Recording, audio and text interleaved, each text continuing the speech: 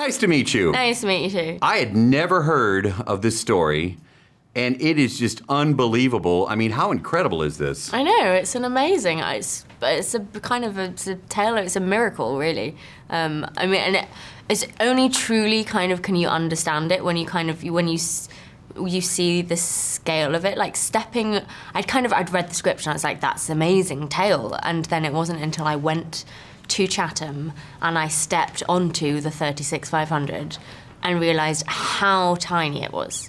I mean, you feel like a 10-foot wave could break it, and it was just the skill that it must take. Like the real Bernie Webb was so humble about the events of that day, and kind of, it was just his job, and it was just anyone would have done it, which they wouldn't have.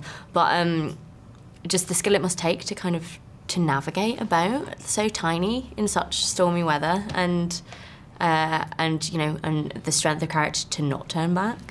That's what, I mean, I've seen it in a movie theater, in 3D. Go see it in 3D. Because, I mean, you can see the waves and stuff like that. But then at the very end, there's shots of the ship and things like that. I'm like, and then I've seen the real one, like you just said, and I'm like, wow, how? Yeah. Because I've been on boats and, yeah. Because also, it's like, I was on the boat with like 4 people maybe, and it felt crowded. And the idea that it had, because they saved like 33. 30 plus. And then there was 4 of them, so that's kind of just under 40 people on that boat. Unbelievable. Now, the mindset, because it's set in the 1950s. Mm-hmm. None of us were around for that.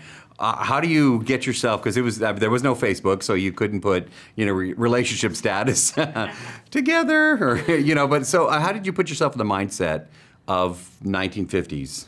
Well, I went to the location, I went to Chatham, and I met Patty, who was Bernie and Miriam's daughter, who not only told me a bit about her mum, but also introduced me to this really interesting woman who was sort of from that era. It was really for accent-wise that we kind of met, but it ended up being such a kind of eye-opener into the kind of mindset of a 1950s woman. It's sort of, and as kind of during that process of that conversation, I understood. I was just like, could you think about strong modern women as that kind of independence and the sort of, no need for a man or so on, but Miriam in the beginning of this tale is like, is like, I want to marry you. It's like, it's all about her kind of love and drive for Bernie, and it's kind of linking that into the mindset of the 1950s, and there's kind of such a strength of a kind of stand by your man feeling, which I think we just kind of don't appreciate as much now. No. You nailed it. You did a great job. Speaking of it, the accent too. You did a great job with that. Thanks.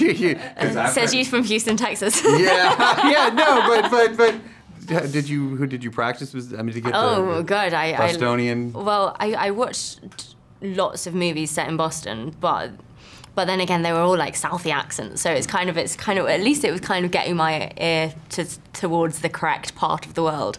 But I worked with a voice coach, and it was kind of, and listened to a few women from that kind of period and of the same educational background, and it was just lots of listen, repeat, highlighting certain sounds I couldn't do, and repeat. It's like, my driver must have been so bored of me sat in the seat repeating the same phrases every day.